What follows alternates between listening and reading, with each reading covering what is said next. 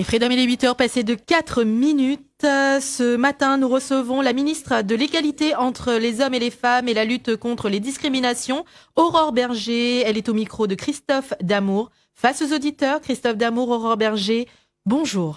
Bonjour Julie, bonjour à toutes et à tous. Madame la ministre, bonjour. Bonjour. Alors vous êtes ministre déléguée chargée de l'égalité entre les femmes et les hommes et de la lutte contre la discrimination. Vous êtes arrivée hier, ça va ? Tout à fait, ça va, très bien, heureuse d'être à La Réunion. Alors, comme d'habitude, bien sûr, face aux auditeurs, les auditeurs vont pouvoir poser leurs questions au standard 02 62 99 10 00.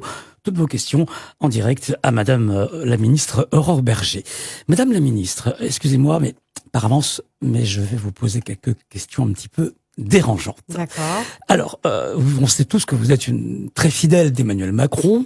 Oui. Le président est aujourd'hui au plus bas dans les sondages. Alors, on a l'impression que les gens n'aiment plus du tout le gouvernement. Qu'est-ce que vous avez raté ? Qu'est-ce que le gouvernement a raté pour en arriver là ?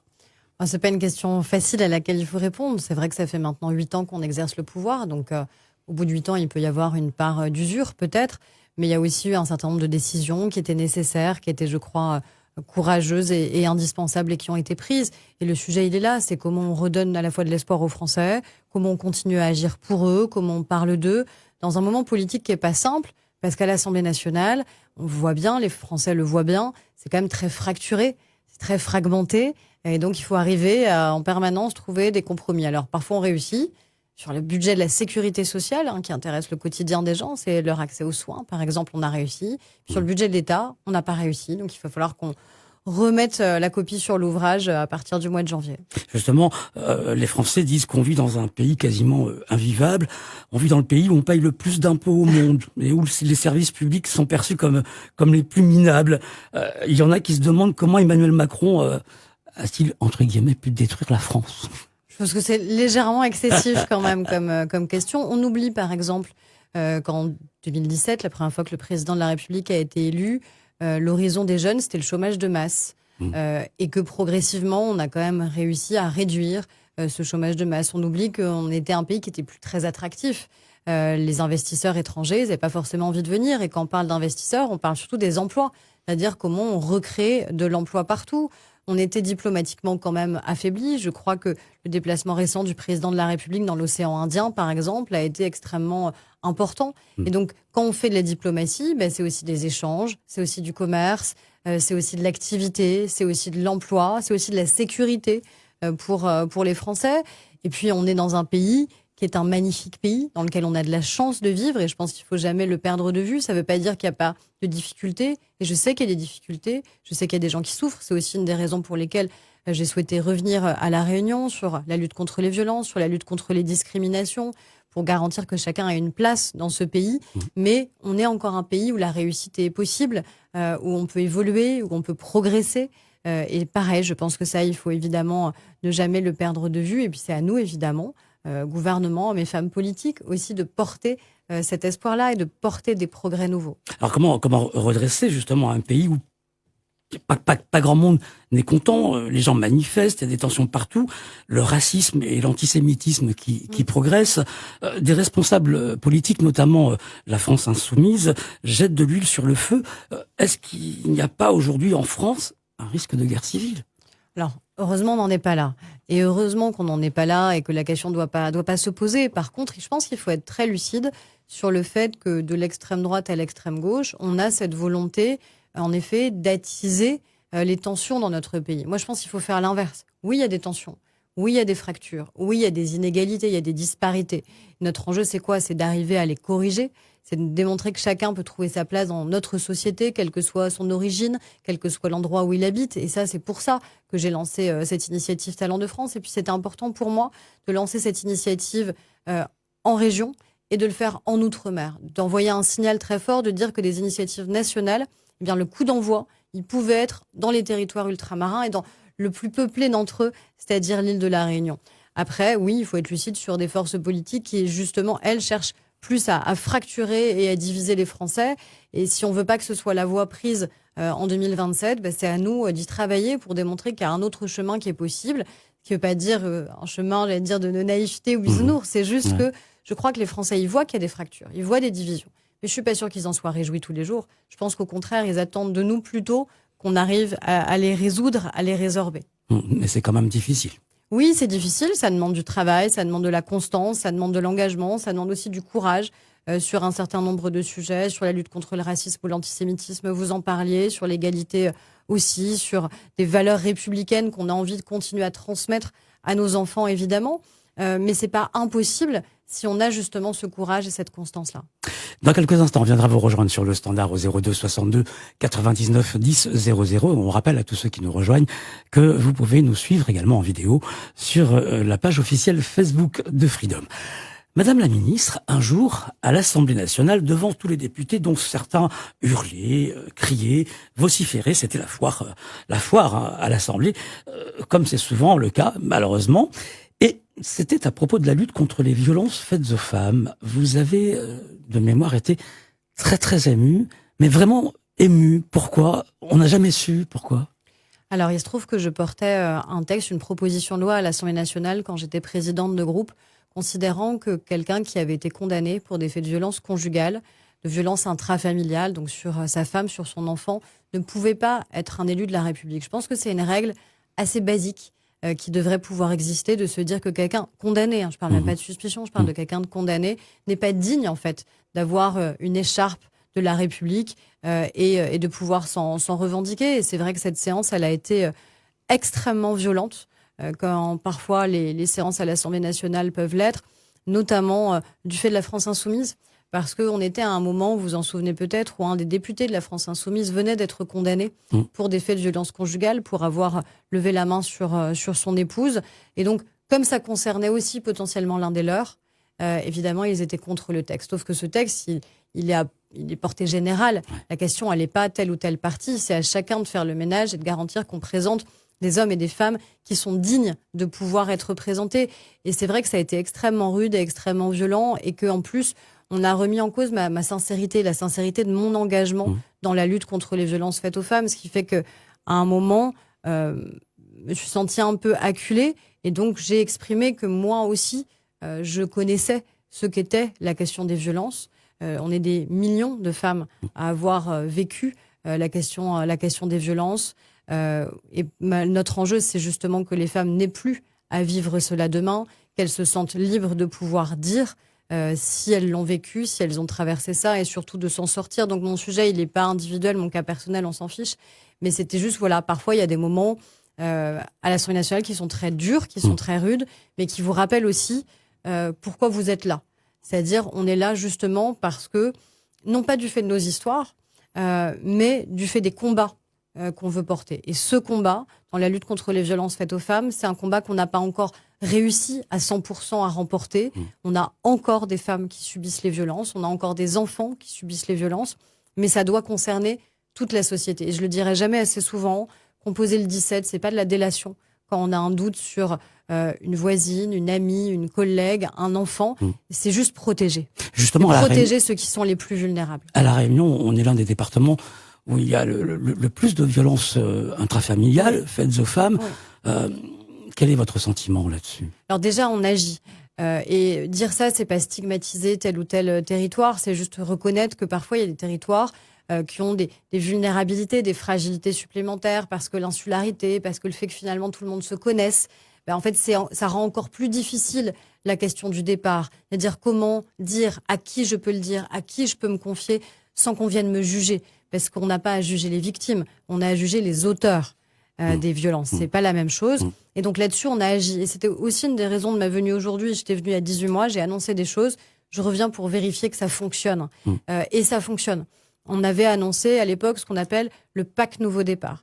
Je l'expérimente dans 12 départements et je tenais évidemment à ce qu'il y ait des départements hexagonaux et ultramarins.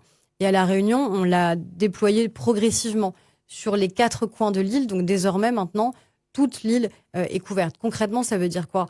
Pendant trop longtemps, quand une femme était victime de violence, il fallait qu'elle frappe à plein de portes, qu'elle aille à plein de guichets. Et souvent, c'était épuisant. C'était épuisant nerveusement, administrativement, et puis c'était jamais la bonne porte ou jamais le bon guichet, parce qu'on travaille un peu trop en silo les uns à côté des autres.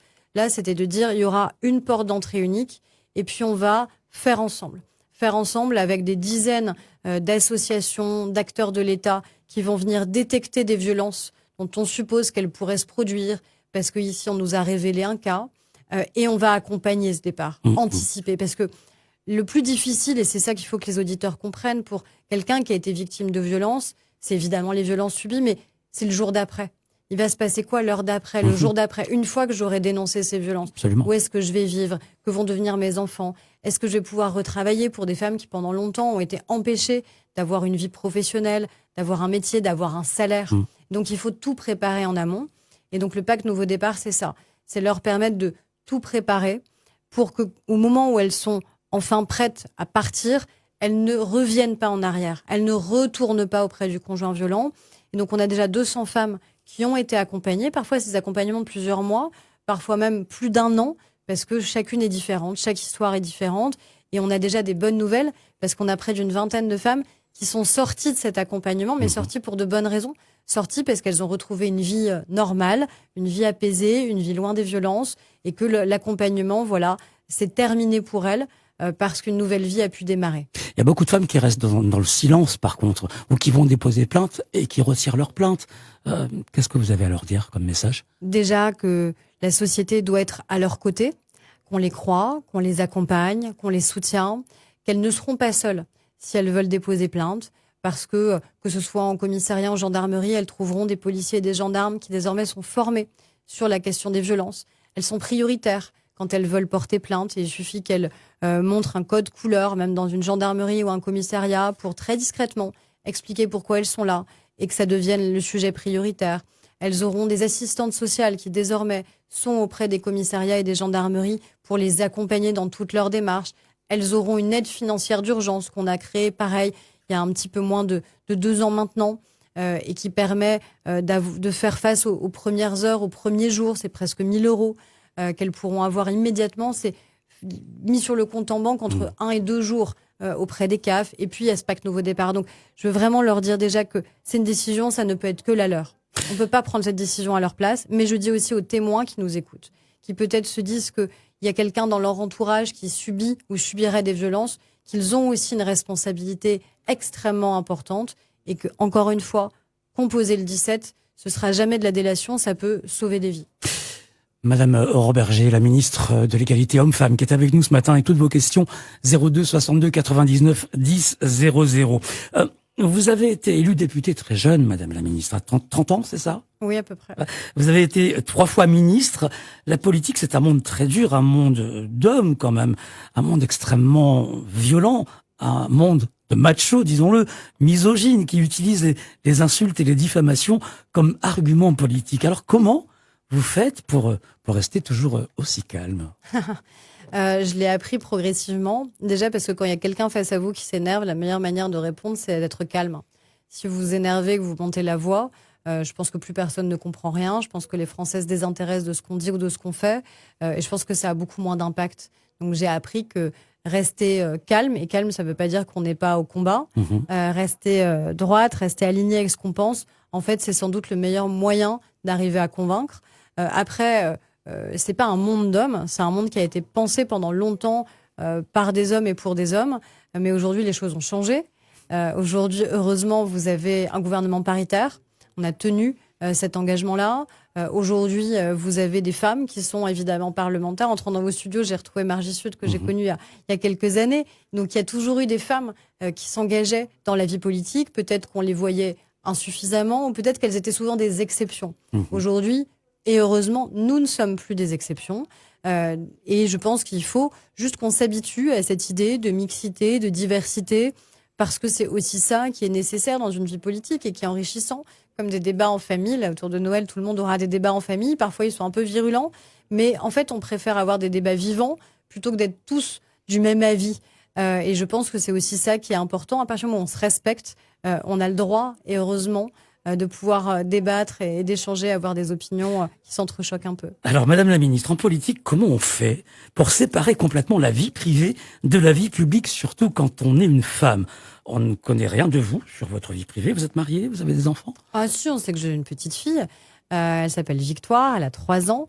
Et on est en couple avec son papa. J'ai 2 belles filles qui ont 8 ans et 10 ans, mais je les expose pas parce que déjà, c'est leur vie à elles et pas la mienne, et qu'elles n'ont pas à subir une exposition que de facto à 3 ans, 8 ans et 10 ans, elles ont pas choisi, et qu'à 3 ans, elles comprendraient sans doute pas.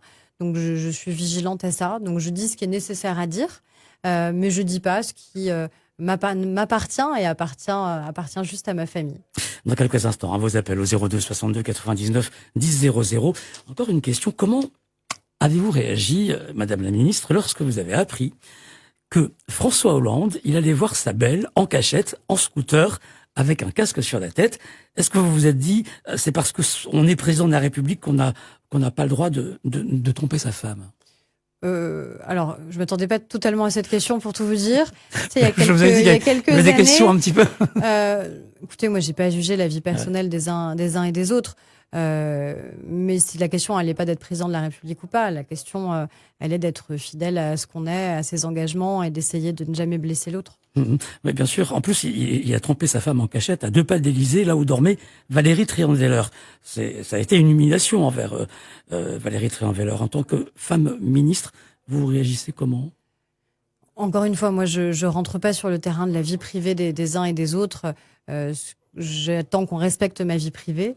Et donc, je respecte celle des autres. Après, oui, je pense que ça a été à ce moment-là sans doute extrêmement violent et brutal. C'est-à-dire, c'est l'exposition publique, en fait, qui est extrêmement violente, notamment pour celle qui était sa compagne officielle, évidemment à l'époque. Il paraît qu'il y a un tunnel entre l'Élysée et la rue de l'Extérieur que personne ne voit. Par exemple, dans le cas qu'on évoquait, François Hollande, retrouver sa maîtresse. C'est à ce point-là, à l'Élysée, il y a des tunnels secrets? Je crois pas. Il y a plusieurs accès à l'Élysée, soit par la cour d'honneur principale, que vous voyez souvent quand il y a des grands dîners officiels, et puis vous avez d'autres accès par les jardins, mais qui sont, vous savez, tous très contrôlés et très vérifiés, parce qu'il y a un enjeu de sécurité à l'Élysée. Donc, en tout cas, je n'ai pas connaissance de Il n'y a pas des tunnels secrets exprès pour les hommes infidèles, par exemple? Écoutez, je ne crois pas. En tout cas, de facto, moi, j'ai jamais eu à les utiliser. Est-ce que vous acceptez les présidents infidèles? Je ne suis pas accepter ou pas accepter. C'est aux Français de décider de qui ils veulent voir être élus, que ce soit des hommes ou des femmes, qui peuvent aussi parfois être imparfaits. Après, moi, ce que je n'aime pas, c'est l'exposition publique ou l'humiliation, c'est-à-dire tout ce qui blesse et atteint l'autre. Dans quelques instants, promis, on vient vous rejoindre au 02 62 99 10 00. Alors, il y a une dernière question que j'aimerais vous poser avant de rejoindre nos auditeurs. Est-ce que vous, Aurore Bergé, ministre, vous avez reçu des lettres d'amour? Il paraît que les ministres femmes, ce sont un peu comme les grandes stars du showbiz. Est-ce que c'est vrai? Alors, j'ai reçu des lettres de tout ordre. J'ai reçu parfois quelques déclarations d'amour. Alors, vous savez, maintenant, les lettres, c'est un peu vieillot, malheureusement. Donc, c'est des beaucoup mails sur plutôt les maintenant. réseaux sociaux, les messages privés qu'on reçoit. J'ai aussi beaucoup reçu de lettres de menaces. Et les menaces à l'encontre des femmes sont d'une autre nature que celles à l'encontre des hommes. Alors, en tant que ministre, justement, est-ce qu'on reçoit des menaces plus virulentes que quand on est un ministre homme? Ça, je sais pas vous dire, mais c'est pas de la même nature. Ouais. C'est-à-dire, les mots choisis ne disent pas la même chose. Il y a encore ça, malheureusement, sans doute une différence qui persiste. Ouais, par exemple. Non, mais j'ai pas à l'étaler ici, parce que je pense que déjà, je veux pas donner d'importance à ça. Je veux pas donner de légitimité à ça, parce que et puis je veux pas non plus donner d'idées à certains. Moi, je suis pour le respect des personnes. On a le droit d'être en désaccord avec les idées. On a le droit de combattre ces idées-là. Ça s'appelle le débat, ça s'appelle la vie démocratique. Il y a un choix après démocratique des Français, ça s'appelle les urnes, ça s'appelle l'élection. Mais la menace doit pas exister dans une vie politique. Parce que la menace, c'est quoi? C'est finalement essayer de faire pression sur vous, soit pour que vous ne vous représentiez pas, soit pour que vous changiez une décision, soit pour que vous changiez un vote. C'est ça l'objectif de la menace. Ouais. C'est faire peur pour que vous ne soyez plus libre de faire ce en quoi vous croyez. Et donc c'est ça qui est absolument intolérable. Et quels que soient d'ailleurs les hommes ou les femmes politiques et les partis concernés, je trouve ces méthodes détestables. Donc il faut être une femme forte pour être ministre forte, en tout cas moralement et psychologiquement, non? En tout cas, oui, je pense qu'il faut savoir pourquoi on se lève le matin, il faut savoir quels sont les combats qu'on a envie de porter. Moi, j'ai des combats très clairs que je veux porter, certains dont on a parlé ce matin, sur la lutte contre les violences, sur l'égalité, sur le respect des personnes.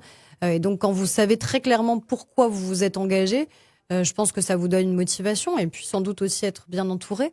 dans celles et ceux qui travaillent avec vous, c'est mon cas, et puis dans une vie personnelle. Et j'ai la chance que ce soit le cas aussi. Vous êtes d'accord pour vous prêter au jeu des questions-réponses des Avec auditeurs? plaisir, de toute façon, j'ai pas le choix.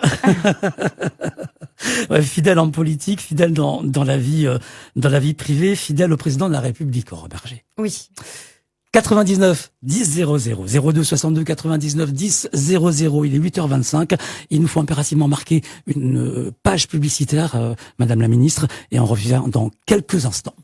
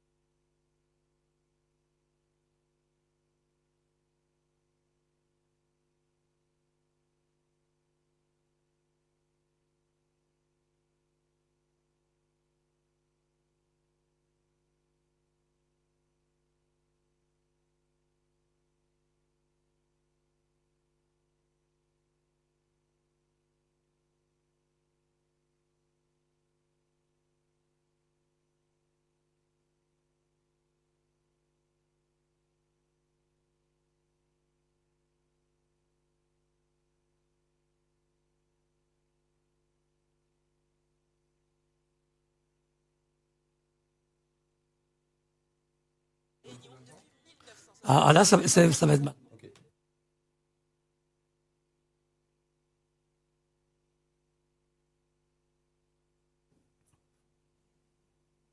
Et nous sommes de retour à 8h27 avec vous, Madame la Ministre Aurore Berger, ministre de l'égalité entre les hommes et les femmes, je vous rappelle, qui est avec nous. Vous allez bien, Madame la Ministre? Je vais toujours bien, j'attends les questions des auditeurs. Alors justement, on y va. 02 62 99 10 00. Et je vous rappelle que vous pouvez nous suivre également sur notre page officielle Facebook. Nous sommes retransmis en direct, donc la vidéo, sur nos réseaux. Madame la Ministre, je vais vous demander peut-être de mettre votre casque, parce que sinon vous n'allez pas entendre nos auditeurs. Alors 02 62 99 10 00. On va prendre une première série de 3 questions. Allô? Oui. Oui. Allô, bonjour à tous. Bonjour. Donc, j'expose très rapidement mon cas, s'il vous plaît. J'ai une question simple pour Madame Berger. Je suis fonctionnaire territorial reconnu handicapé par la MDPH. J'ai été victime de discrimination à l'état de santé ou handicap reconnu par le défenseur des droits, mais aussi par le tribunal administratif de La Réunion. Ma question, c'est, s'il vous plaît, pour Madame Berger, a-t-elle réfléchi à un système d'inspection du travail et de conseil prud'homal, puisque moi, chaque année, au conseil départemental, on bat mon nom pour la promotion parce que j'ai fait valoir mes droits à l'aménagement raisonnable, obligatoire pour les employés concernant les handicapés. Et en fait, dans la fonction publique, à la différence du secteur privé, l'employeur a tout pouvoir sur ses agents. Donc, le tribunal administratif, c'est long, c'est complexe. Le défenseur des droits n'a pas un pouvoir de contrainte. Donc, concernant la lutte contre les discriminations, s'il vous plaît, par Madame Berger, a-t-elle réfléchi à d'autres organismes, d'autres possibilités pour y mettre fin définitivement dans la fonction publique territoriale? Parfait, elle va vous répondre dans quelques instants. Merci, monsieur, pour cette question. À notre appel, 02 62 99 10 00, Freedom. Oui. Bonjour, monsieur. Oui, bonjour. Oui, vous êtes en direct. Oui, bonjour Madame la Ministre. Bonjour. Bonjour aux auditeurs. Voilà ma question. Nous sommes 45 retraités de la gendarmerie discriminés par l'État et par la gendarmerie. Donc on est en procès depuis 6 ans. On nous envoie à droite à gauche. On a été reçu par la direction générale de la gendarmerie et on n'a aucune réponse sur la faute qu'ils ont commise à notre égard. Alors quelle serait la solution pour vous? Bien, Madame la ministre va vous répondre. Quand vous dites que vous avez été discriminé, c'est-à-dire? Que nous avons des droits qu'on ne nous accorde pas, qu'on ne nous a pas accordés et on veut toujours pas nous accorder. D'accord. Merci monsieur pour votre question. Encore un appel et Madame la ministre répondra aux questions juste après. Bonjour. Oui, bonjour. Oui. Allô? Oui, Oui, vous on êtes vous en entend. direct. Bonjour. Oui, bonjour madame la ministre. Bonjour, monsieur. Écoutez, moi, ce que je voudrais soulever comme souci, c'est que comment se fait-il qu'il y a autant de personnes qui se retrouvent dans la rue? Il y a des femmes, il y a des enfants, il y a des hommes qui travaillent en plus. Il y en a de plus en plus. Comment ça se fait que vous n'avez jamais pris en compte ce souci? Alors que d'autres pays comme l'Allemagne, la Belgique, l'Autriche a pratiquement arrangé ce souci. Comment ça se fait qu'en France, il y a de plus en plus qui se retrouvent dans la rue? Bien. Merci monsieur pour votre question. Bonne journée. Madame la ministre, alors. Oui. D'abord sur cette première, Alors, ce premier auditeur sur les personnes handicapées, porteuses de handicap. Alors, déjà, c'est un sujet qui est extrêmement important. Donc, merci d'avoir parlé du handicap sur votre antenne. D'ailleurs, hier, on en a beaucoup parlé en débat avec les Réunionnaises et les Réunionnais, parce que ça concerne beaucoup plus de personnes, sans doute qu'on le pense, puisque 80%, vous le savez, du handicap, il est invisible. Ça se voit pas. Ouais. Donc, les gens, d'ailleurs, parfois n'osent pas le dire parce qu'ils ont peur dans leur vie professionnelle ou même parfois un peu personnelle. Il y a heureusement des droits, évidemment, pour les personnes en situation de handicap, en lien avec le conseil départemental, ce qu'on appelle les MDPH, les maisons départementales pour les personnes en situation de handicap, évidemment. Il y a des droits aussi au travail. On a progressé dans notre pays, et heureusement, sur le nombre de personnes en situation de handicap qui aujourd'hui ont une activité professionnelle. C'est important. On a aussi fait progresser les droits des personnes handicapées dans les ESAT. Vous savez, les ESAT, c'est ces lieux de travail adaptés, mais où on a beaucoup de personnes handicapées qui y sont, mais ils n'avaient pas les mêmes droits que les autres travailleurs. Bon, on a corrigé ça, parce qu'il n'y a pas de raison qu'on n'ait pas les mêmes droits sur la retraite, sur l'assurance maladie, tout simplement, parce qu'on est en situation de handicap et qu'on serait dans un ESAT. Donc ça, c'est de manière un peu générale. Après, sur le cas particulier, on pourra prendre le contact peut-être de monsieur pour voir avec lui plus concrètement s'il en est, parce que là, j'ai pas tous les éléments du dossier, donc c'est compliqué pour moi tout de suite de répondre et de savoir exactement ce qui s'est passé. Mais évidemment, c'est pas parce qu'on est dans la fonction publique qu'on aurait moins de droits. Qu'on soit salarié ou dans la fonction publique, quand on est en situation de handicap, on a évidemment les mêmes droits, et ces droits, ils doivent être reconnus, ils doivent être respectés. Et il y a des manières, évidemment, de les faire respecter et appliquer si jamais les employeurs, encore une fois, ne les respectaient pas. Donc ça, si besoin, on pourra revenir peut-être plus concrètement vers lui pour comprendre le cas plus particulier de ce monsieur. C'est la même chose pour les gendarmes. Enfin, monsieur, donc retraité de la gendarmerie, je le salue et je le remercie pour déjà son engagement pour la République. Parce que c'est très important, et dans un moment où malheureusement nos forces de l'ordre, nos gendarmes, nos policiers, nos pompiers aussi, sont parfois attaqués, critiqués, où on entend tout et n'importe quoi. Vous savez, encore il y a peu de temps à l'Assemblée nationale, on entendait la France insoumise dire que la police tue. Donc vous voyez, qu'on entend ce genre de phrase, il faut quand même un moment remettre les choses à l'endroit. La police, elle nous protège, nos gendarmes nous protègent. Et souvent, excusez-moi, mais souvent, nous ici, on entend des faits qui sont que les policiers ou les gendarmes, quand ils interviennent, parfois ils se font caillasser. Et c'est pour ça que je veux vraiment leur rendre hommage, parce que s'il y a des dérives, ces dérives, elles doivent toujours évidemment être condamnées, elles le sont systématiquement. Mais elles sont très très loin d'être une généralité. Généralité, c'est qu'on a des femmes et des hommes qui s'engagent, qui parfois vivent d'ailleurs à des milliers de kilomètres de chez eux parce que ils acceptent de s'engager dans n'importe quel département français et auprès des Françaises et des Français. Vous savez, moi, sur la question de la lutte contre les violences, s'il n'y avait pas les policiers et les gendarmes pour intervenir à domicile, pour enregistrer les plaintes, il n'y a pas grand-chose qu'on pourrait faire. Donc je veux d'abord leur rendre hommage. Pareil, alors je comprends qu'il y a peut-être un procès, une procédure judiciaire en cours, d'après ce que disait monsieur. Alors c'est une procédure judiciaire en cours. Le gouvernement, évidemment, et c'est normal, il n'a pas le droit de s'interposer dans la procédure.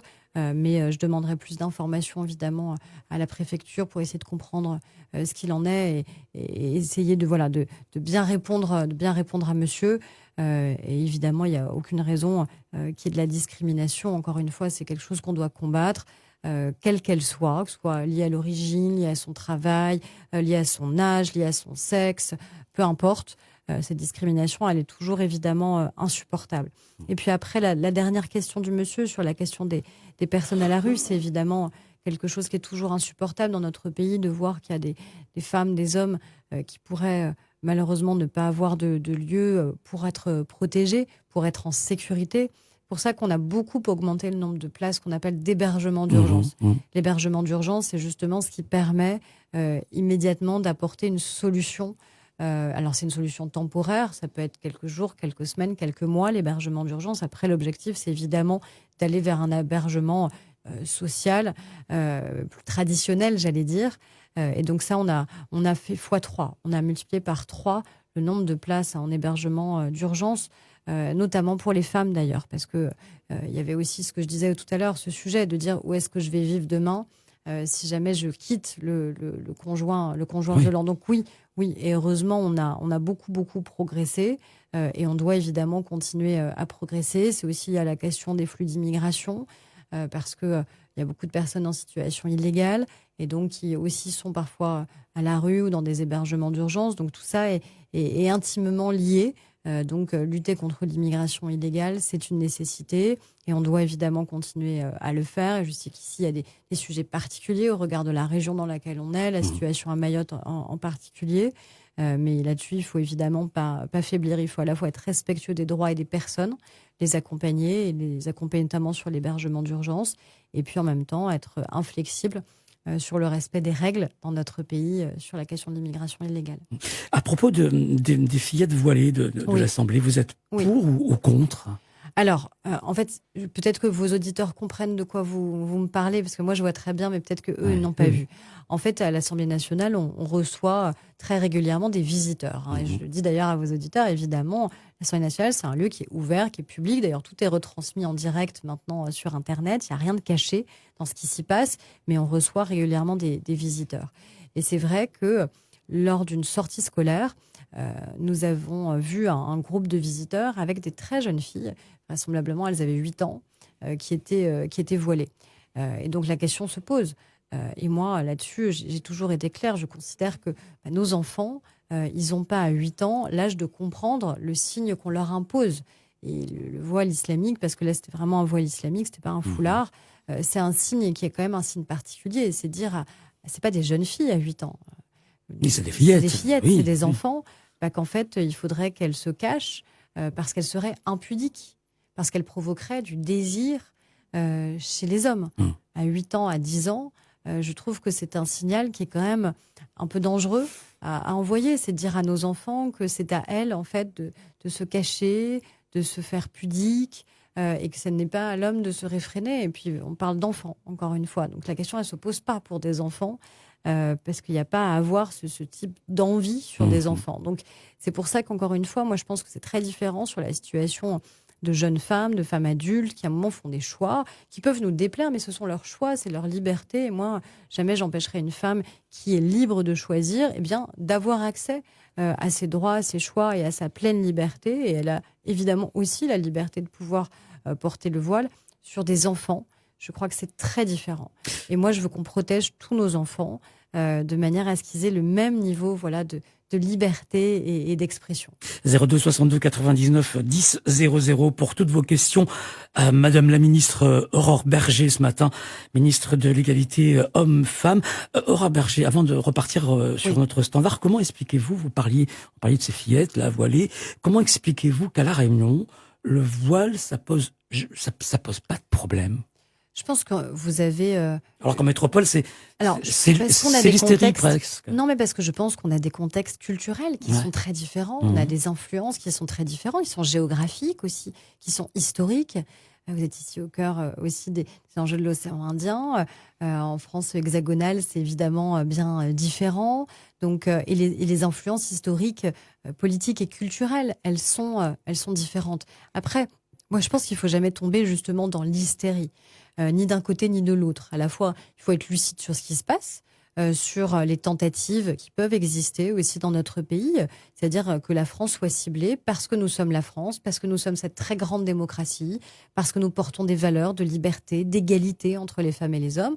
On est ciblé par ce qu'on appelle des tentatives d'entrisme, c'est-à-dire ceux qui voudraient qu'en fait les lois qu'on suive ne soient plus les lois de la République, mais soient par exemple des lois religieuses.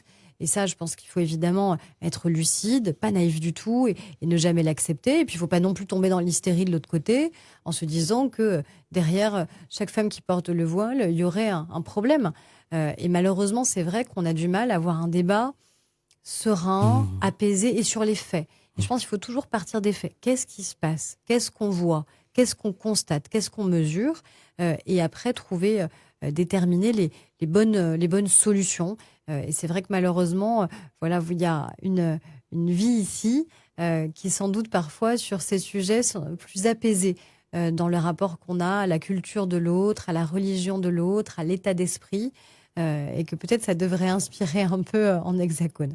Mais vous pensez vraiment que les islamistes, ils veulent envahir notre pays et conquérir notre nation, le grand remplacement ? Alors, moi, je n'emploie pas du tout ces mots-là.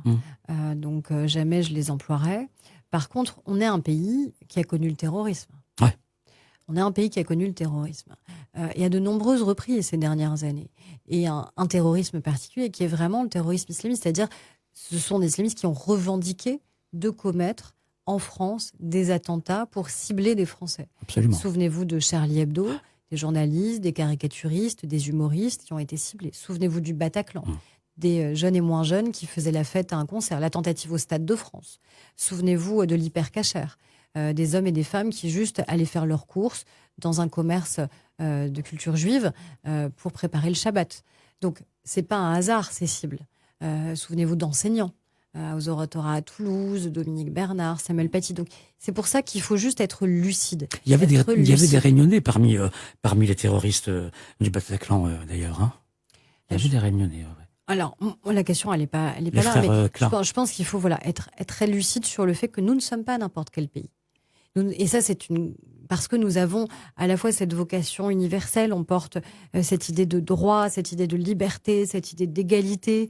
Et donc, comme on n'est pas n'importe quel pays, comme la voix de la France, ça veut dire autre chose parfois que d'autres pays, on peut être plus attaqué. Et donc, je pense qu'il faut toujours essayer d'être lucide. Et donc, moi, j'essaie de l'être aussi sur ces sujets-là et arriver à en parler. Je crois que je le fais ce matin, à en parler de manière calme, mesurée, déterminée, sans prendre à partie les uns et les autres, mais en étant très lucide, parce que notre enjeu, c'est quoi ? Notre enjeu, c'est de protéger les Français. C'est qu'ils soient en sécurité, qu'ils se sentent en sécurité et qu'ils se disent qu'ils peuvent surtout continuer à vivre libre et que leurs enfants continueront à vivre libres aussi de faire leur propre choix demain. Alors, il nous reste plus beaucoup de temps. On va prendre rapidement les derniers appels de cette émission, D'accord. Madame la Ministre. 02 62 99 10 00. Freedom, bonjour. Bonjour, messieurs, dames. Bonjour, Madame la Ministre. Bonjour, Madame. Bonjour. Oui. Je souhaiterais poser une question parce que au bout de 13 années de vie de violence conjugale, ma belle-sœur en fait s'est retrouvée sa nudité exposée sur les réseaux sociaux par mon demi-frère. Et jusqu'à présent, elle a porté plainte. Elle n'a jamais eu de suite. Toutes les plaintes qu'elle a déposées, elle n'a jamais eu de suite. Et même, elle a une plainte qu'elle avait déposée pour séquestration et vol de papier à la gendarmerie de Saint-Louis. Elle n'a jamais eu de retour. On lui a dit qu'elle n'a pas le droit de porter plainte. Alors, quelle est votre question, Madame la Ministre ? Parce qu'on est un petit peu pris par le temps. Je suis désolé, Madame. Votre question. Donc, je voulais savoir, est-ce qu'à un moment donné, une femme qui est en détresse, qui porte plainte, pourrait avoir gain de cause, parce que ça fait plus de 3 ans qu'elle se bat toute seule et toutes les instances la renvoient. Elle est toute seule, elle est isolée avec sa douleur, en plus séparée de ses enfants, quoi. Madame, merci. Merci. La violence conjugale, Aurore Berger, c'est terrible. Hein, et maintenant, elle s'affiche même sur les réseaux sociaux. Cette femme toute nue. Alors déjà, je prendrai personnellement les coordonnées de Madame, Oui, on si va elle vous en donner est le d'accord, numéro pour qu'on puisse comprendre instants, exactement ce qui s'est passé. Déjà, déposer plainte, c'est un droit. Personne ne peut refuser de prendre une plainte. Et singulièrement, quand on parle de la question évidemment des violences, donc ce dépôt de plainte, il est de droit et il est évidemment nécessaire. Si Madame a porté plainte, elle a des droits. Elle peut avoir accès à l'aide universelle d'urgence dont je parlais. Elle peut avoir l'aide juridictionnelle pour être accompagnée aussi dans des démarches judiciaires s'il y avait besoin. Elle peut être accompagnée évidemment par des associations. Et les associations, elles sont financées en grande partie par l'État, aussi justement pour accompagner juridiquement, pour donner des conseils juridiques sur ce qu'il est possible de faire ou ce qu'il n'est pas possible de faire. Et je pense que ce serait très utile que madame, elle puisse être mise en lien avec des personnes justement, des associations ici réunionnaises qui pourraient l'accompagner sans doute dans ses démarches, la CAF qui pourrait l'accompagner dans ses droits. La violence, elle existe aussi en effet sur les réseaux sociaux. C'est-à-dire que afficher, se venger de quelqu'un, afficher quelqu'un, exposer quelqu'un, notamment ce que disait madame sur des photos nues, c'est interdit par la loi. C'est un délit. Ouais. C'est un délit. On n'a pas le droit d'exposer la vie privée, la vie intime de quelqu'un sans son consentement et comme ça à la vue de tout le monde. Donc quand on dit il faut que la honte change de camp, c'est très important. C'est-à-dire qu'encore une fois, c'est pas à madame d'avoir honte d'avoir subi des violences. C'est pas à madame d'avoir honte que sa photo soit comme ça sur les réseaux sociaux. C'est à celui qui fait ça d'avoir honte et de savoir que la justice, à un moment, passera et que la justice, sans doute, à un moment, le condamnera. Donc, on prendra les coordonnées de cette dame pour voir comment l'accompagner, la mettre en relation avec les bonnes structures ici à La Réunion pour qu'elle se sente sans doute moins seule. Parce que je comprends que vraisemblablement, en plus, elle se sent très seule aujourd'hui. Donc, on va l'accompagner. Alors, vous êtes un peu débordé quand même avec les réseaux sociaux actuellement. Shein, les poupées pédophiles, les diffamations, les menaces.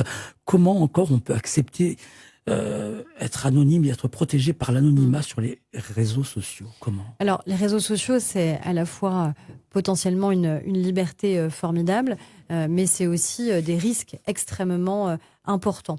Là, il n'y a pas un moyen que... Et donc, on veut réguler ça. Réguler, ça veut dire encadrer, poser des règles, notamment sur les mineurs. Parce qu'aujourd'hui, il n'y a pas de règles. On nous dit, oui, avant 13 ans, ils ne peuvent pas. Oui, enfin, nos enfants, ils ne sont pas stupides. Hein. Donc, au lieu de dire qu'ils en ont 11 ou 12 ou 10, ils disent qu'ils en ont 14.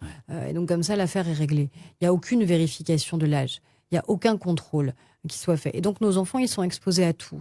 Ils sont exposés à des contenus violents, ils sont exposés à des contenus pornographiques, ils sont exposés à des contenus sur lesquels ils n'ont pas de recul. On n'est pas les mêmes, nos cerveaux ne sont pas les mêmes, notre compréhension, elle n'est pas la même quand on a 50 ans, quand on a 20 ans et quand on a 10 ans. Donc nous, ce qu'on veut, avec le président de la République, c'est justement protéger les enfants de ça et dire avant 15 ans, c'est non. Parce qu'avant 15 ans, on ne peut pas être mis en contact avec des contenus comme ça qu'on ne maîtrise pas et puis qui ensuite vont nous façonner. Évidemment, nos cerveaux, notre imaginaire, la manière avec laquelle on pense. Quand on passe 2 heures, 3 heures, 4 heures, 5 heures par jour sur TikTok, en fait, ça devient plus important que ce que vous dit votre famille, ce que vous apprenez à l'école. C'est un problème pour les journalistes parce que là-dessus, on n'a pas d'infos qui soient vérifiées. Donc, on a l'impression que c'est vrai parce qu'on l'a lu. Le nombre de fois, moi, j'entends, mais madame, moi, je sais que c'est vrai, je l'ai lu sur Facebook. Non, c'est pas parce qu'on lit quelque chose ou que même plusieurs personnes disent la même chose sur des réseaux sociaux que pourtant c'est vrai. C'est pour ça qu'on a des journalistes qui, eux, vérifient l'information. Ils n'ont pas le droit, vous n'avez pas le droit de diffuser n'importe quoi, sinon vous pourriez être attaqué. Absolument. Et vous n'avez pas le droit de laisser dire n'importe quoi à votre antenne, sinon vous pourriez être attaqué aussi. Alors que sur les réseaux sociaux, il n'y a pas ces règles-là. Et moi, je pense que pour protéger les Français, pour protéger nos enfants, il faut notamment poser ce type de règles-là. Il n'y a pas, par exemple, moyen qu'un politique propose de lever complètement l'anonymat dans ces cas-là? C'est aussi des réflexions. Pour l'instant, la première réflexion, c'est de dire déjà, protégeons nos enfants.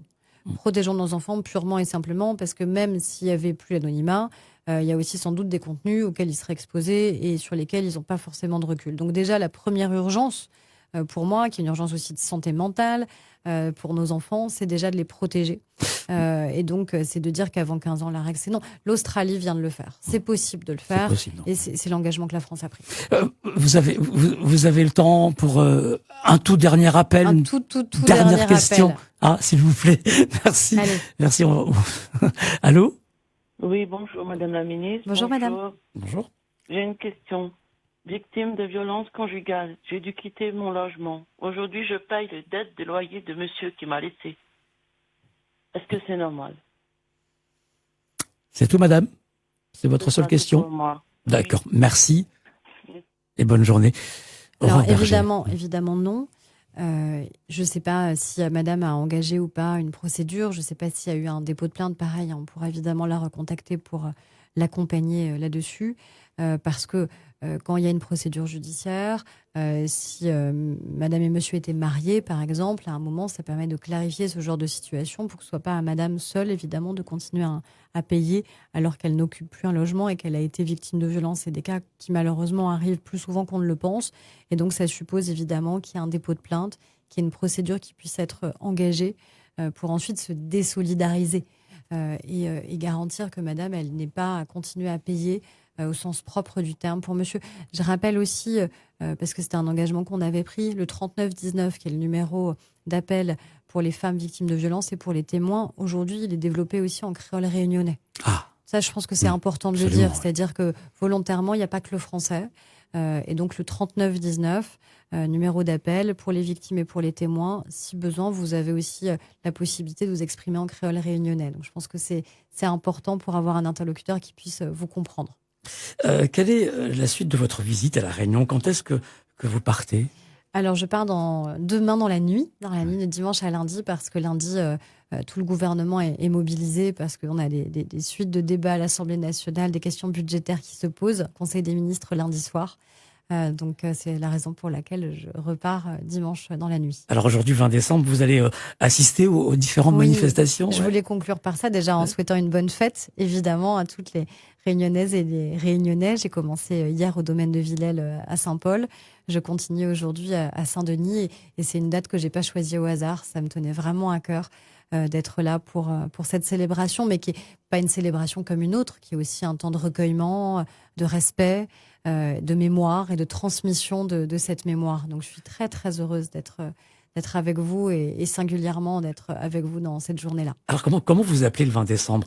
La fête CAF ou l'abolition de l'esclavage? Parce que les Réunionnais sont assez divisés là-dessus.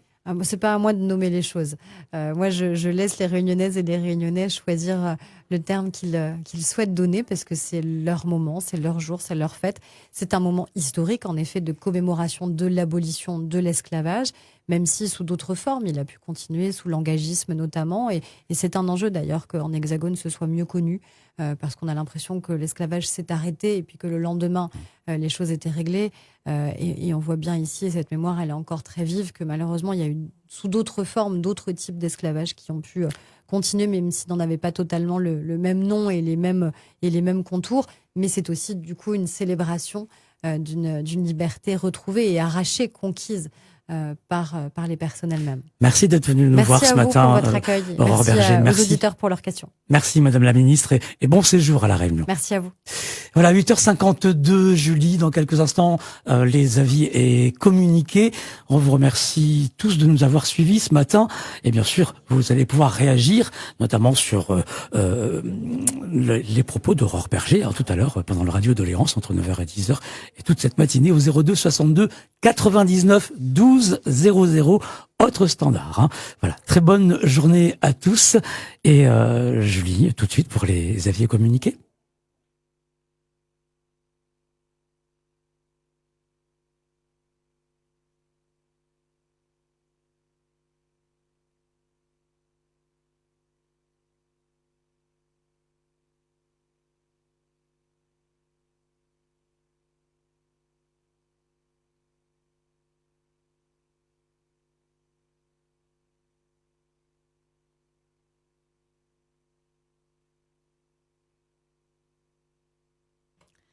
Et Freedom, il est 8h passé de 53 minutes. Vous avez pu vivre là en direct ce face-à-face face aux auditeurs avec la ministre de l'égalité entre les femmes et les hommes et la lutte contre les discriminations.